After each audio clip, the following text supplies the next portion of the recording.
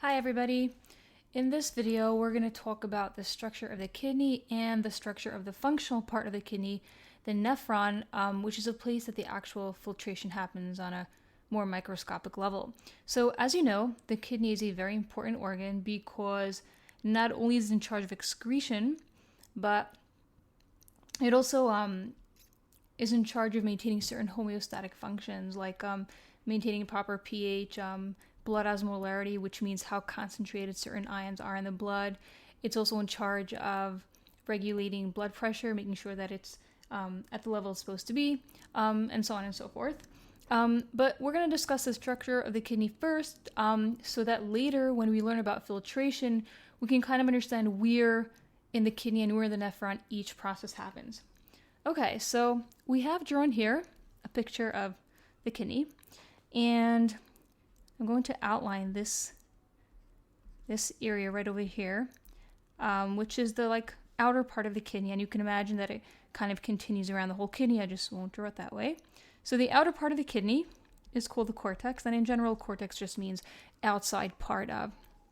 The inner part of the kidney, which would be somewhere around here, from this spot right here till the center, that's the inner part of the kidney, and we call that the medulla.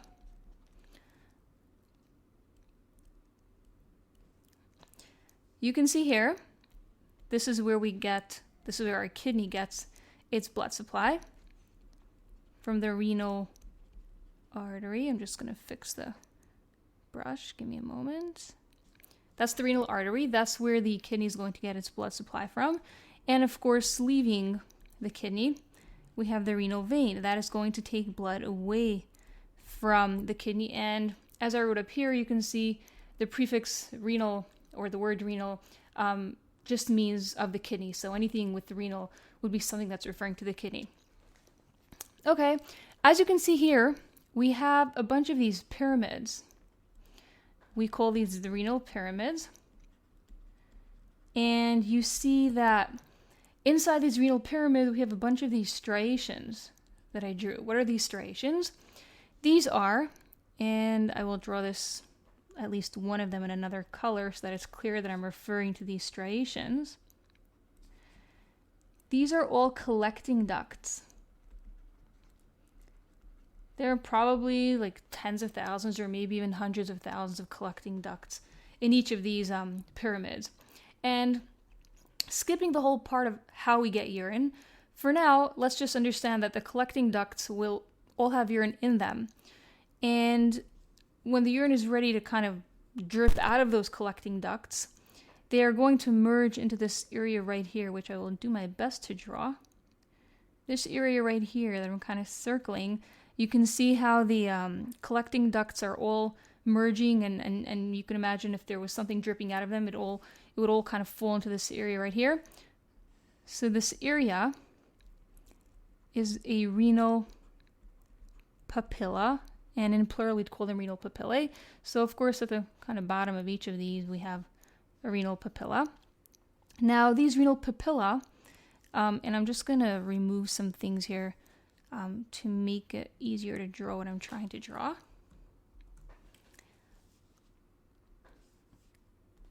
So these renal papilla will kind of merge into, I guess you could call them a little caverns.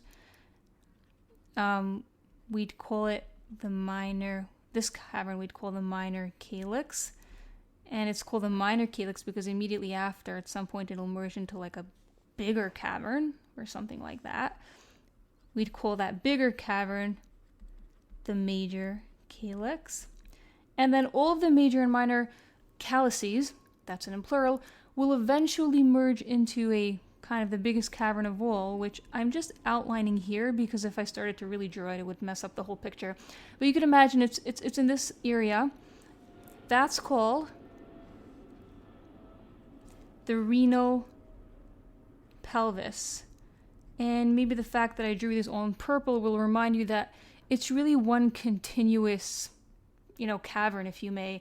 It's not like they're separate entities. The renal papilla will collect the urine, and then it'll go to a minor calyx, to a major calyx, and eventually to the renal pelvis. And from the renal pelvis, the urine will go into, and I should have labeled this before, but I forgot to, will go into the ureter. And you probably remember this from one of your bio classes. You know, we have two kidneys, one on our left, one on our right, and out of the kidneys, you know, we have these ureters coming out, which is what I drew right here. This is the ureter, which I'm kind of filling out here. Yeah, maybe I won't do that. So back to our two little kidneys. So the ureters lead into the bladder, where the urine will be stored until it's ready to exit and leave the body through the urethra. Okay, so that takes care of the basic structure of the kidney. Let's quickly recap the path of urine, starting from the collecting ducts. Okay, and of course, like I said, I'm kind of skipping the whole part about how the urine got to the collecting duct, but just for now, the urine will start off in the collecting ducts.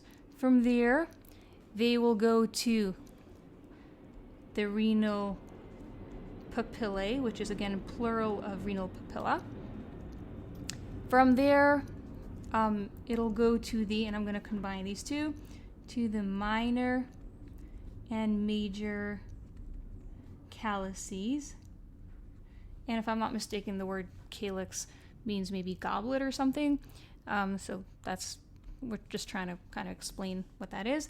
And after it goes to the calyces, it'll go to the renal pelvis. And from the renal pelvis, it'll go to the ureter.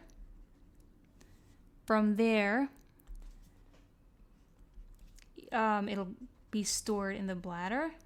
And when it's ready to exit the body, it will leave through the urethra. Okay, so that takes care of the structure of the kidney.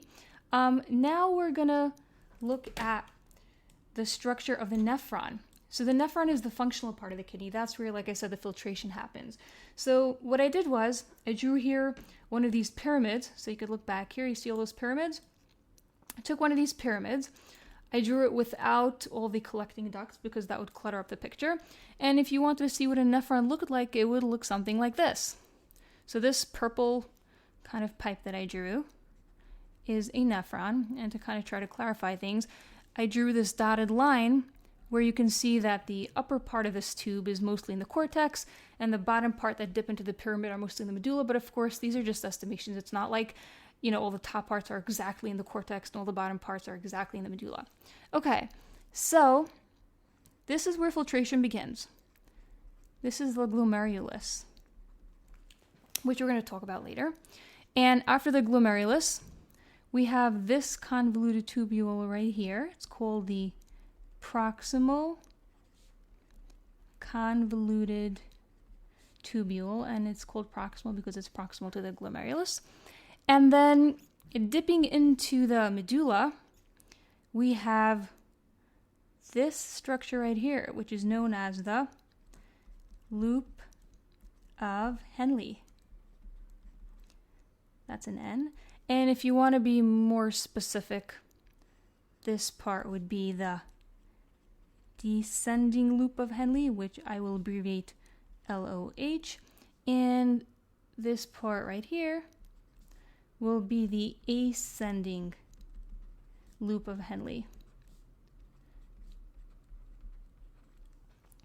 And then we come to our collecting duct, this part right here, which I'm going to try to trace.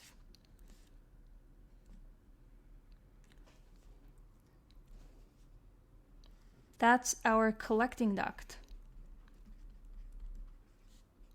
which these collecting ducts form the striations that we saw up here in all of the pyramids. Okay, that takes care of the structure of the kidney and the nephron. And in the next video, we're going to talk about filtration and how urine is made.